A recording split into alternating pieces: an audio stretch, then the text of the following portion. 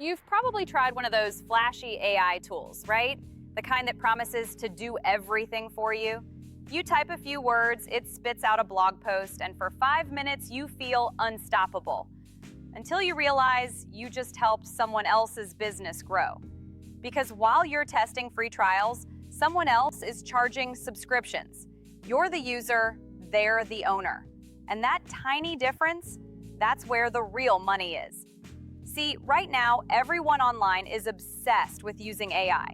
Which tool is the best? Which one's free? Which one makes my side hustle easier? But here's the twist no one talks about. The biggest opportunity isn't in finding the perfect AI tool, it's in building one yourself. Not coding it from scratch, not competing with billion-dollar tech giants, just building something small that people want to use and pay for every month. Because this wave of AI, it's not about technology, it's about ownership. Think about it like this. The people getting rich from AI aren't the ones asking, what prompt should I use? They're the ones asking, what problem could I wrap AI around?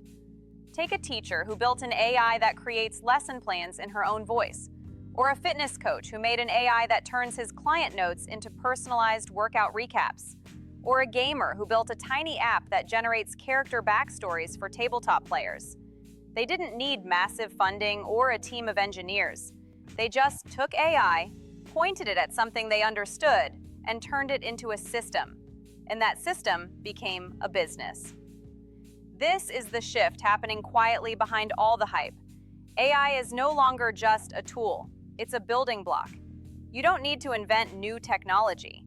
You just need to understand what people already want, then use AI to deliver it faster, cheaper, or in a way that feels personal. And guess what? Most of those people will never touch code.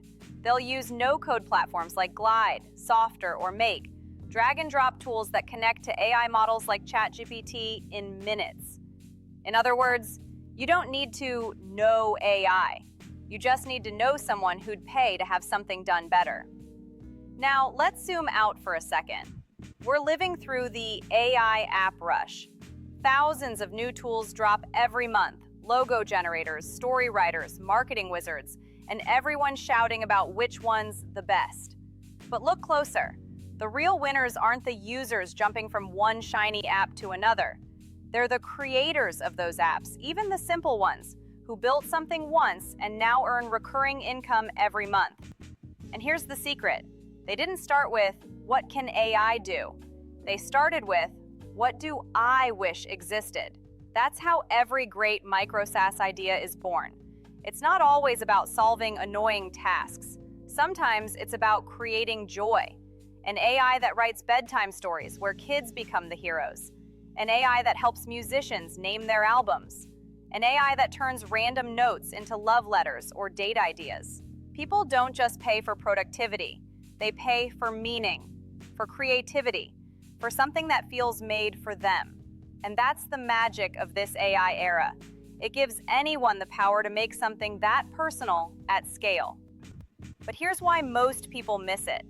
They think the AI boom is already too crowded, that it's too late, that all the good ideas are taken. But crowded doesn't mean closed. It means validated.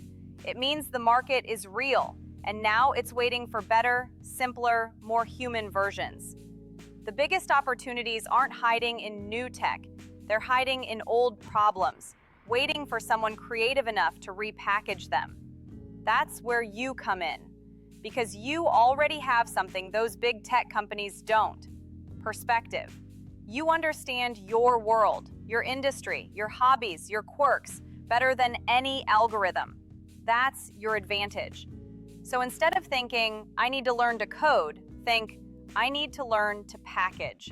Because the money isn't in the AI, it's in the packaging, the part people actually touch, click, and pay for. Here's the funny thing.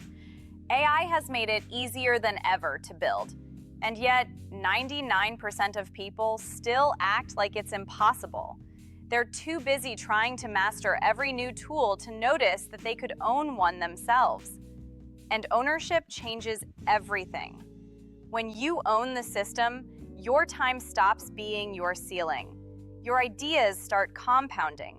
You're no longer stuck as the user. You're the one creating what others depend on.